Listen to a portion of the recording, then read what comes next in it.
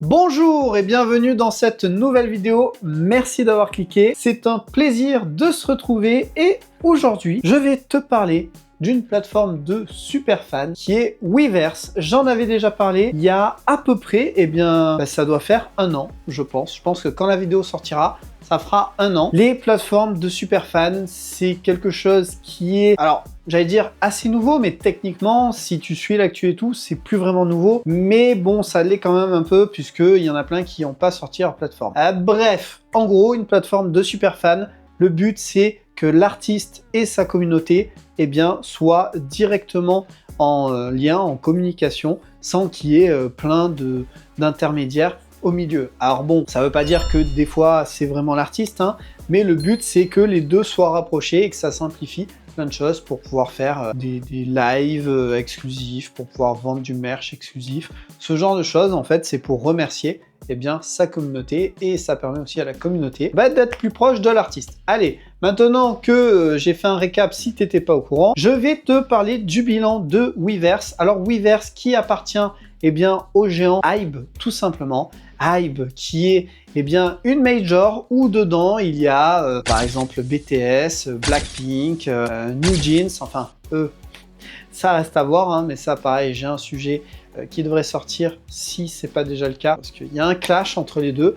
Donc voilà, c'est un géant de la K-pop, tout simplement, qui a donc sorti cette plateforme de super fans et on va voir le bilan de cette année 2024. Alors je suis armé de mon petit assistant, mon Galaxy S25 Ultra, parce qu'il y a plein de petites stats. Aujourd'hui c'est une vidéo où ça va parler stats, mais ça va permettre de montrer l'engouement qu'il y a pour les plateformes de super fans et celle de Hybe du coup, donc de Weverse. Et je l'avais annoncé dans ma vidéo que j'avais sortie donc il y a un an, que c'était l'avenir pour les artistes. Donc, n'hésite pas à bien regarder cette vidéo et à voir les autres que j'ai faites sur le sujet, parce que si tu es un artiste, ça pourrait bien t'intéresser. Pour commencer, Weverse, c'est une croissance de plus 19% d'utilisateurs sur toute l'année. C'est également 150 millions de téléchargements à vie qu'il y a eu, et tout ça, c'est dû tout simplement aux artistes qui ont rejoint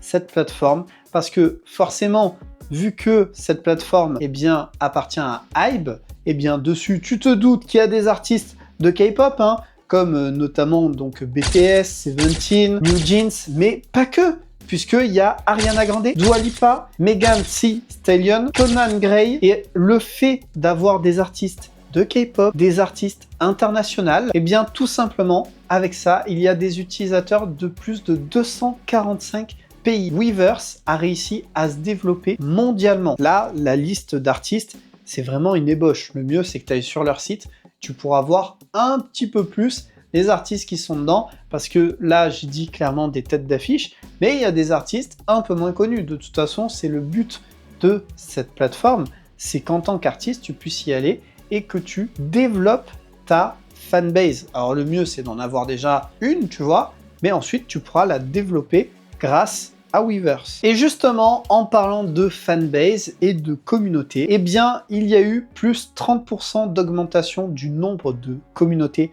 sur Weverse. Et au niveau des chiffres, 370 millions de messages de fans et 206 000 messages d'artistes. Une fonctionnalité de diffusion en direct florissante, Weverse Live, qui a cumulé 426 millions de vues. C'est quand même pas des petits chiffres, tu vois. Moi, ce qui me fait marrer un petit peu, c'est les 370 millions de messages de fans contre 206 000 messages d'artistes. Forcément, tu as plus de fans qui envoient des messages que inversement, mais je trouve que ces chiffres sont super importants parce que ça montre comment il y a des échanges. Là, on voit vraiment des échanges. Là où, je sais pas, sur Instagram, si tu peux envoyer des messages, en général, ça n'aboutit à rien du tout.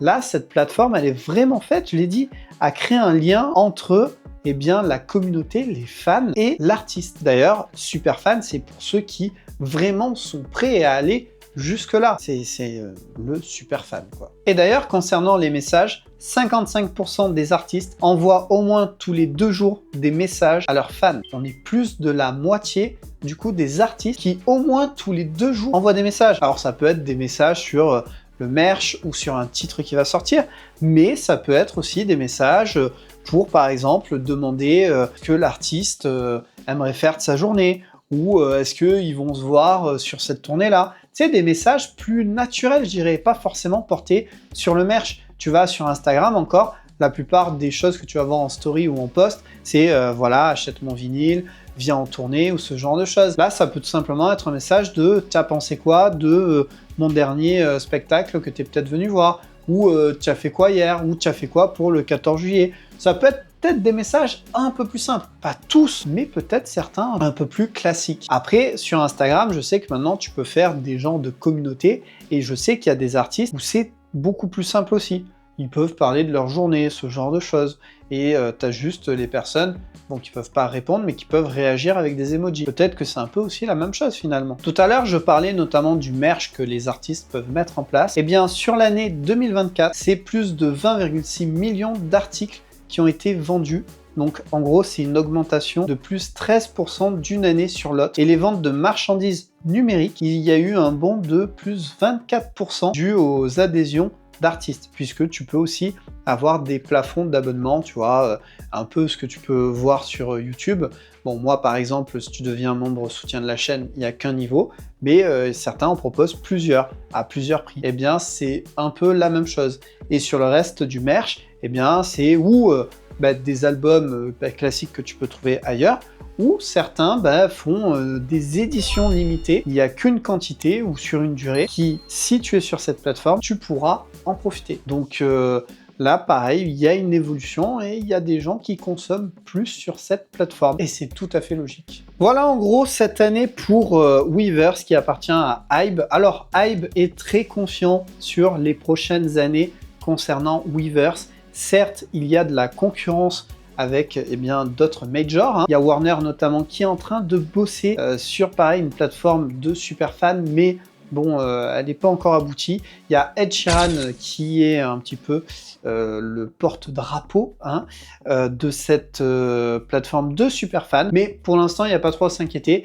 Il y a aussi d'autres plateformes qui sont en train d'être faites ou qui sont déjà sorties, j'en ai déjà parlé je pense dans certaines vidéos, donc n'hésite pas à aller fouiner ça. Hybe clairement avec Weverse, je pense que ils ont pas trop à craindre. De toute façon, tant que tout le monde n'aura pas sorti sa plateforme, bon voilà, on va être un petit peu tranquille. C'est un peu avec Netflix, c'était pareil, Netflix quand il est arrivé, il n'a pas eu trop de crainte, puis sur les années, d'autres sont arrivés, Prime Video, etc., etc.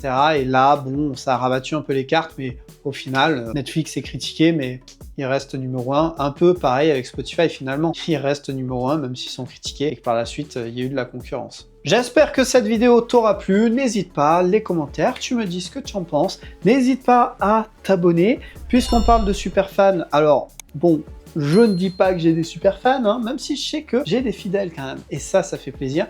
Mais si tu veux soutenir la chaîne à un niveau au-dessus, c'est-à-dire si tu es abonné, c'est déjà très bien, si tu commentes et que tu es là régulièrement, c'est très très bien, mais si tu veux être un step up au-dessus, tu peux devenir membre soutien de la chaîne YouTube.